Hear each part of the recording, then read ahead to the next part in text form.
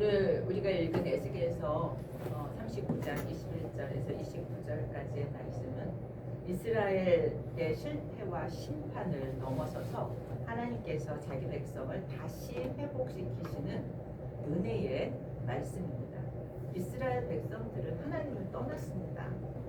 우상 숭배를 했고 하나님의 말씀을 거역했습니다. 그 결과가 바벨론의 포로가 되어지고 나라는 무너진, 예루살렘 성전은 파괴된 그러한 결과를 가져오게 되었죠. 이스라엘 백성의 입장에서 보면 모든 것이 끝난 것처럼 보여지고 소망이 없는 것처럼 보이는 상황입니다. 그런데 그 절망적인 상황 속에서 하나님은 말씀하시죠. 뭐라고 얘기하냐면, 내가 그들을 사로잡혀 여러 나라로 돌아가게 하였지만 내가 그들을 모아 그 땅으로 돌아오게 하겠다. 여러 나라로 포로가 되게 한 것도 누가 하신 일이라고 얘기해요? 내가 했고, 또 돌아오게 하는 것도 내가 하겠다라고 말씀하십니다. 하나님께서는 이스라엘이 잘못했고 하나님을 떠났고 우상 숭배를 해서 심판하지만 심판으로 끝내지 않으시는 분인 것을 오늘 우리에게 알게 하죠. 하나님께서는 자기 백성을 다시 돌아오게 하시고 다시 모으시고 다시 회복시키시겠다라고 말씀하십니다. 하나님은 왜 그들을 잘못에 대해서 심판하시면 거기서 그치지 않고 왜 다시 돌아오게 할까? 이것이 우리의 질문일 수 있다고 생각합니다. 이스라엘이 뭔가 확 변해서 다 잘해서 하나님이 그렇게 회복시키고 그렇게 다시 모으시고 다시 돌아오게 하시는 게 아니라는 것을 우리는 발견합니다. 그들이 회개를 완벽하게 하지도 못했습니다. 또 하나님께 사랑받을 만한, 칭찬받을 만한 그러한 어떤 조건이 만들어지지도 않았습니다. 그렇게 하실 수 있었던 이유는 하나님의 성품 때문입니다. 하나님의 긍휼과 사랑의 성품 때문에 하나님은 당신의 백성을 돌아오게 하고 다시 모으고 다시 회복시켜 주십니다. 오늘 말씀을 통해서 하나님이 어떤 분인지, 또 우리는 어떤 은혜 가운데 살아가고 있는지, 그 은혜로 넉넉히 앞으로도 우리가 만나는 어려움들을 이겨내면서 승리하게 되기를 먼저 축원하면서 말씀을 같이 살펴보겠습니다. 21절에서 하나님은 내 영광을 여러 민족 가운데 나타나여 모든 민족이 내가 행한 심판과 그 위에 나타난 권능을 보게 하겠다라고 말씀하십니다.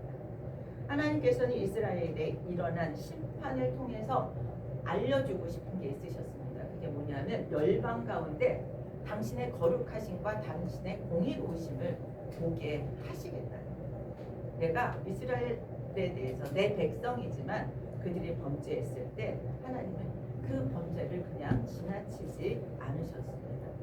왜? 당신을, 내 백성을 사랑하셨기 때문에 지금 그냥 지나칠 수 없었다는 거죠. 사랑이 우리는 그냥 무조건 덮어주는 것이 아니라고 하는 것을 오늘 말씀을 통해서 배울 수 있습니다. 죄를 눈 감아주는 것이 사랑이 아닙니다. 오히려 참된 사랑은 잘못된 길에서 돌이키도록 하는 것이 진짜 사랑이다라고 하는 얘기를 합니다. 21절, 22절에서 이스라엘에게 심판을 내리신 이유를 명백하게 설명합니다. 22절에 보면 그날 이후에, 심판 이후에 어떤 변화가 있을 것인가를 얘기하는데, 심판 이후에 그들은, 이스라엘 족속은 내가 여호와 자기들의 하나님인 줄을 알겠고, 지금 에스겔서에서 제일 강조하는 부분이 뭐예요? 내가 여호와인 줄 알겠다. 그러니까 당신의 백성 이스라엘이 알아야 할 것은 하나님이 여호와라고 하는 것을 알아야 된다는 얘기죠. 이스라엘을 심판하시는 이유는 그들을 괴롭게 하는 게 목적이 아닙니다. 그들을 하나님께 다시 돌아오게 하는 것이 목적이었어요. 부모가 자녀를 사랑하기 때문에 잘못된 길을 가면 책망하고 꾸짖는 것과 마찬가지입니다. 자녀가 위험한 곳으로 가는데 그냥 가만히 놔둘 부모가 없잖아요. 그것은 그냥 놔두지 않는다면, 그냥 놔둔다면 그것은 사랑이 아니거든요. 사랑하기 때문에 붙들고 사랑하기 때문에 막기도 합니다. 사랑하기 때문에 고집고 사랑하기 때문에 때로는 아프게도 하는 거죠. 하나님의 징계가 그렇다는 거예요. 어려움을 만날 때 우리는 어떤 생각을 해야 하는가? 하나님께서 혹시 나는 버려서 이렇게 어려움을 겪는 건 아닐까라는 생각을 하지 말라는 거죠. 왜 하나님이 이 일을 내게 허락하셨을까라고 하면서 우리는 낙심하지 말라고 오늘 말씀합니다. 모든 어려움이 내가 잘못했기 때문에 오는 것은 아니지만 때로는 하나님께서는 어려움을 통해서 우리의 마음을 돌이켜서 하나님께 오게 하시기도 한다는 거예요. 그래서 우리의 삶을 하나님께 향하게 하는 것이 하나님의 뜻이라는 것입니다. 어릴 때 우리 아들은 너무너무 뛰어다니는 걸 잘했습니다.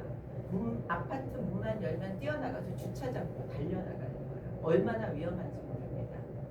미국 아파트는 그래도 잔디밭이 길어서 그 뛰쳐가서 잡을 시간이 있는데 한국에 오면 한국에서 뛰쳐나가면 그냥 위험합니다. 그러면 어떻게 합니까? 쫓아가서 팔을 붙드는데 팔이 아프죠. 놀래서 자각되면. 그래서 그렇게 얘기할 때가 있습니다. 그때 그 잡는 엄마의 마음, 아빠의 마음은 무엇입니까? 살려야 하고 지켜야 하기 때문이라는 거죠. 하나님이 우리에게 그렇게 보호하심이 때로는 아픔으로 느껴질 수도 있다라는 생각을 해보았습니다. 그런데 지나고 나면 우리는 알게 되죠. 그때 나를 놔뒀다면 주차장 밖으로 가서 차에 칠 수도 있었겠구나. 그때 하나님께서 나를 붙잡으셨던 거구나. 그때 하나님께서 나를 살리신 거구나. 이것을 나중에 알게 되는 거죠. 지금 우리의 삶에서도 이해되지 않는 일들이 일어날 수 있습니다.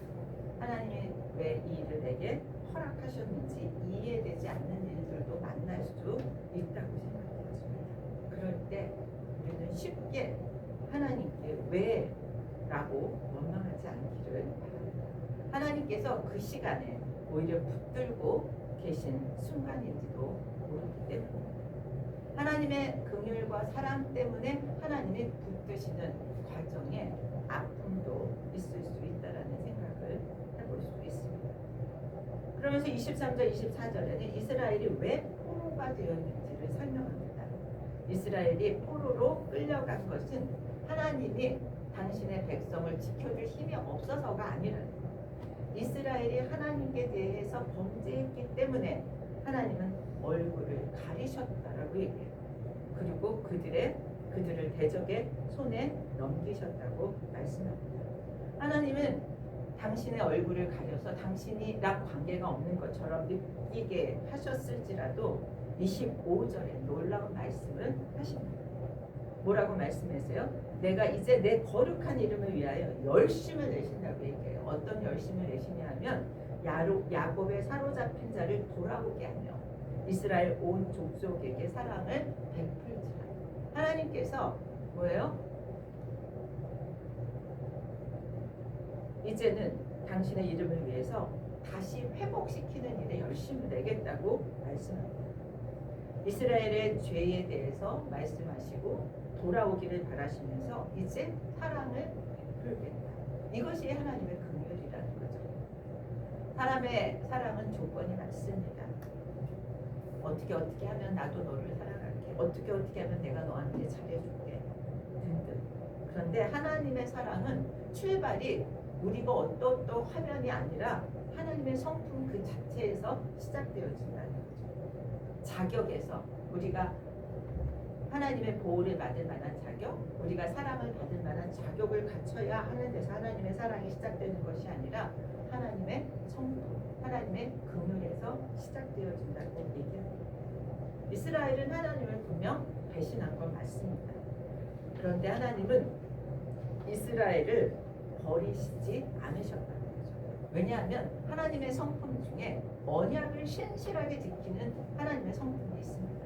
하나님이 언약을 하셨기 때문에 어떤 경우에도 언약을 지켜내시는 거죠. 그리고 하나님은 사랑이 하나님이시기 때문에 당신의 백성을 사랑하셔서 지켜내시고 보호하십니다. 사랑 가운데도 이 약속을 잘 지키는 사람이 있어요. 약속해놓고 그것이 손해가 돼도 나는 약속했기 때문에 그것을 지킨다는 사람이 있고, 어떤 사람은 약속했다가도 자기의 유불리에 따라서 약속을 금방 어기는 사람도 있습니다. 그런데 오늘 하나님은 당신의 약속을 신실하게 자기 백성들에 대해서 지키시는 하나님이기 때문에 그렇게 당신의 백성들을 사랑으로 고난을 당할 때 버리시지 않으신다고 오늘 말씀하고 있습니다. 요즘에는 휴대폰을 지갑처럼 많이 씁니다. 그래서 많은 것들을 지갑 속에 못 넣는데, 옛날에는 지갑 속에 뭐 크레딧 카드도 넣고 돈도 넣지만 아이들 사진들도 많이 넣고 다녔어요. 어떤 어머니 사진, 그 지갑 속에 어린 아들의 사진이 있었다고 합니다. 근데 아들이 자라면서 어머니 속을 많이 썩였던 아들이었던 것 같아요. 연락도 안 하고 또 어머니에게 정말 그 상처도 많이 주고 그랬다고 합니다. 그리고 그 사진을 본 어떤 사람이 그 어머니에게 질문했대요. 아니, 그 사진을 아직도 갖고 계십니까? 이렇게 질문했대요. 근데 그 어머니의 대답이 뭐였을까요? 내가 이 아이를 사랑하는 이유는 이 아이가 내게 자기서가 아니라 뭐예요? 이 아이가 내 아들이기 때문이다. 그렇습니다. 하나님의 사랑에 대한 설명으로 충분치 않을지 모르지만 우리가 자녀를 사랑하고 하는 것은 뭐예요? 그냥 내 아이이기 때문에 사랑합니다. 하나님의 마음도 당신의 자녀이기 때문에, 당신의 백성이기 때문에 우리를 사랑하고 긍휼을 베풀어 주신다는 거죠. 우리가 완벽해서 실수가 없어서 마음에 들어서 뭘 잘해서가 아니라고 말씀합니다. 저는 이 예화 속에서 또 하나님의 마음 속에서 우리는 무엇을 배울 수 있냐면, 우리가 마음을 어떻게 결정하느냐가 중요하다는 생각을 합니다. 하나님은 우리가 어떠하든지 간에 사랑하기로 결정하셨기 때문에 우리를 사랑하시고 우리에게 긍휼을 베푸십니다. 우리가 사람 사이에서도 마찬가지입니다. 내가 사랑하기로, 참아주기로, 또 기다려주기로 결정할 때 우리는 그 하나님의 마음을, 하나님이 우리에게 행하셨던 거에 아주 작은 부분이라도 알 수 있다고 생각합니다. 이렇게 하나님이 마음을 결정하시고 또 하나님이 그렇게 사랑하실 때 사랑하는 그 방법이 때때로 우리를 아프게 할 수도 있다는 것을 생각합니다. 하나님은 우리가 넘어졌을 때 다시 일으켜 주시는 분을 믿으시기 바랍니다.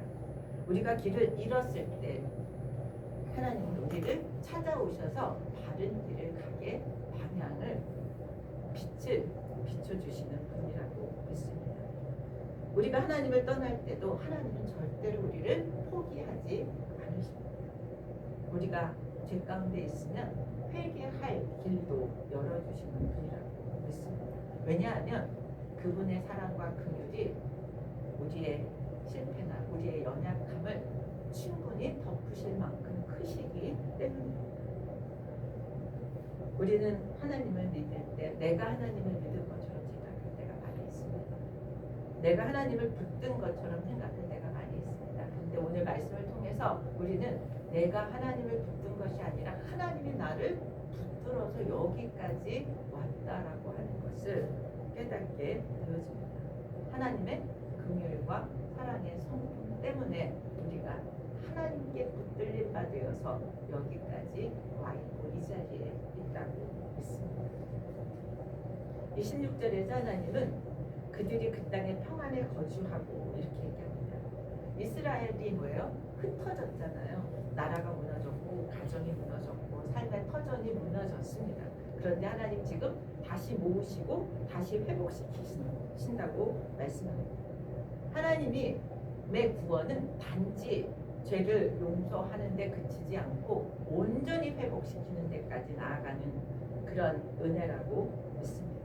우리가 인생을 살면서 잃어버린 것들을 찾게 해주시고 흩어진 것들을 다시 모으게 해주시고 상한 마음들을 만져서 치유해 주시는 분입니다. 무너진 가정을 다시 세우고 기도의 끈이 놓쳐졌다면 다시 기도의 마음을 주실 줄 믿습니다. 하나님은 회복의 하나님이십니다.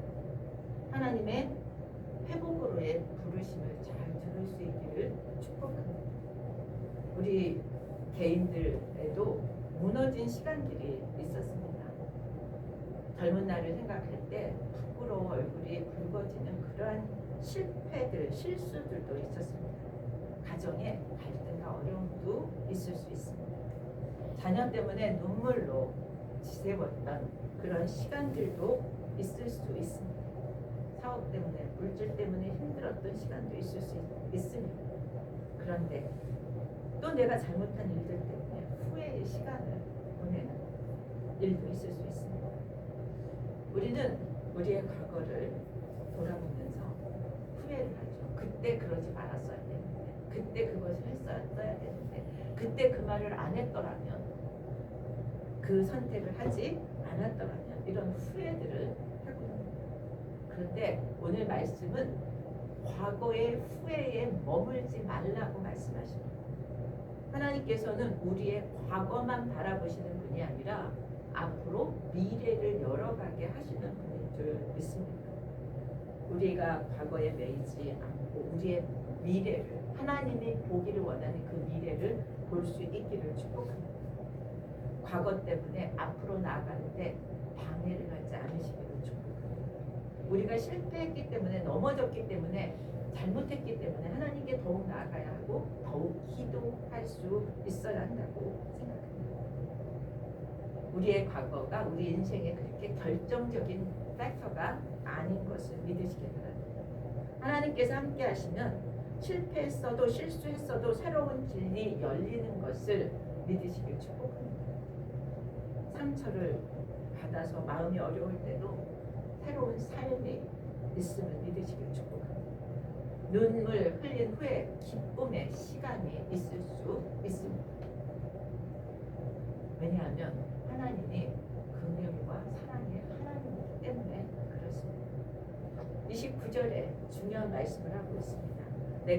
내가 다시는 내 얼굴을 그들에게 가리지 아니하리니 이는 내가 내 영을 이스라엘 족속에게 쏟았습니다. 이 말씀이 오늘 우리에게 가장 중요한 말씀입니다. 내가 다시는 내 얼굴을 그들에게 가리지 아니하리라. 이 얘기는 무슨 말씀입니까? 우리에게 주시는 약속입니다.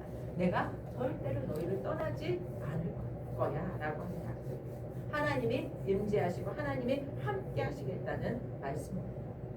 거기에 덧붙여서 내가 내 영을 이스라엘 족속에게 쏟았습니다. 하나님께서는 자기 백성을 회복시키실 뿐만 아니라 성령을 부어주십니다.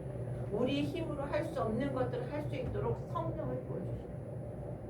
하나님께서 회복시키는 방법은 환경을 바꾸실 뿐만 아니라 더 중요한 우리의 마음을 바꾸시는데 그것이 성령을 부어주심으로 시작되어진다는 거죠. 우리의 마음이 바뀌고 다시 하나님을 사랑하고 하나님께 나아갈 힘을 주십니다.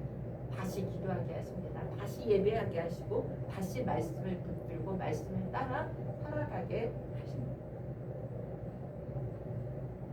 저는 누가복음 15장의 아버지를 많이 생각합니다. 탕자는 유산을 달라고 받아서 아버지를 떠났습니다.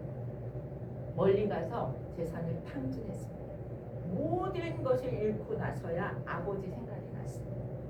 아들은 집으로 생각하면서 저는 얼마나 많은 리허설을 자기가 마음속으로 했을까 하는 생각이 듭니다. 아버지께 죄를 지었으니 나는 아들로 불릴 자격도 없습니다. 그러니 나를 품꾼으로라도 받아서 먹고 살게 해주십시오 라고 하는 말을 어떻게 할까를 너무너무 연구했을 것 같아요.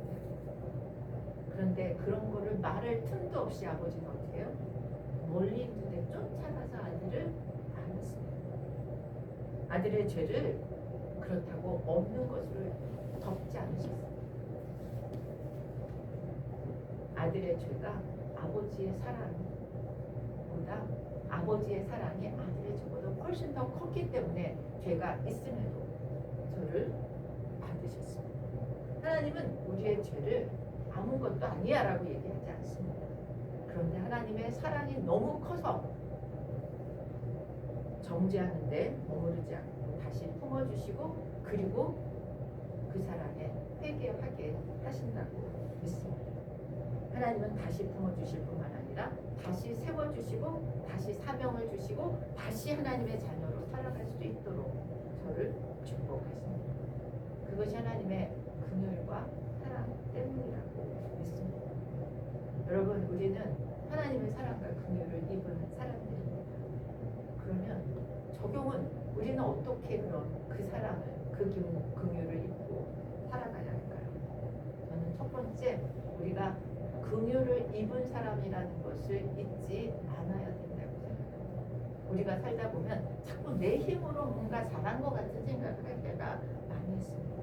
그런데 우리가 찬양한 것처럼 지금까지 살아온 것은 내 힘으로만 된 것이 아니라는 사실입니다. 하나님의 은혜로 살아온 것입니다. 어려운 순간을 지나왔을 때도 하나님이 함께 하셨기 때문에 그 어려운 시간을 잘 지나올 수 있었습니다. 오늘까지 건강한 것도 하나님의 은혜입니다. 사랑하는 가족이 있는 것도 하나님의 은혜입니다. 이렇게 함께 예배할 수 있는 것도 하나님의 은혜입니다. 말씀이 들려지는 것도 하나님의 은혜가 아니면 들려지지 않습니다. 우리가 인생에서 어려움들을 만나서 넘어질 때도 다시 일어설 수 있는 것도 하나님의 은혜였습니다. 복음성과 은혜의 가사처럼 당연하게 여겼던 그 모든 것이 다 은혜입니다. 우리가 이렇게 고백하면서 살았으면 좋겠습니다. 모든 것이 하나님의 은혜입니다. 오늘 내가 있음도, 내가 무언가를 할 수 있음도 하나님의 은혜라고 고백했으면 좋겠습니다. 두 번째는 어려움을 만났을 때, 고난을 만났을 때 하나님께로 돌아가는 사람이 되기를 바랍니다. 우리가 잘못하고 실수하면 자꾸 하나님에게서 멀어지려고 하는 성향이 있습니다. 하나님으로부터 도망치지 말고 잘못했을 때라도 하나님께 속히 돌아오는 것이 우리의 적용이어야 하겠습니다. 그럴 때 오히려 하나님께 더 가까이 나아가야 할 줄 믿습니다. 사단은 우리에게 자꾸 속삭입니다. 너 같은 사람이 너같이 죄를 짓고 무슨 하나님을 믿냐? 너는 어차피 너무 하나님으로부터 멀리 왔다. 너 어떻게 하나님께서 용서하시겠냐? 이런 자꾸 속삭입니다. 여러분, 이것은 양심 바른 우리의 생각이 아닙니다. 하나님의 말씀은 분명히 우리에게 다르게 말씀하시고 돌아오라. 묻지도 따지지도 말고 무조건 하나님께로 돌아오라고 말씀합니다. 하나님은 당신에게 돌아오는 사람을 절대로 외면하지 않으시는 분인 줄 믿으시기 바랍니다. 세 번째, 우리의 적용은 다른 사람에게 내가 받은 긍휼을 생각해서 다른 사람에게도 긍휼할 수 있는 사람이 되어야 한다고 믿습니다. 우리가 은혜를 크게 입었다고 생각하면 다른 사람도 그렇게 은혜를 베풀어야 한다고 생각할 수 있습니다. 보통의 사람들은 뭐예요? 다른 사람의 잘못을 크게 부각하려고 하고 자신의 실수는 작게 보려고 하는 것이 인간의 그런 습성들입니다. 그런데 정말 하나님의 은혜를 깊이 경험했다면 내가 얼마나 부족한지, 내가 얼마나 용서를 필요로 하는 사람인지를 알게 되기 때문에 다른 사람을 정죄하는데 조금 더 겸손하게 나아갈 수 있습니다. 가까운 가족 간에 더 연약한 사람을 품어주는 사람이 되기를 바랍니다. 자녀의 실수에도 좀 더 관대하게 기다려줄 수 있는 우리들이 되기를 바랍니다.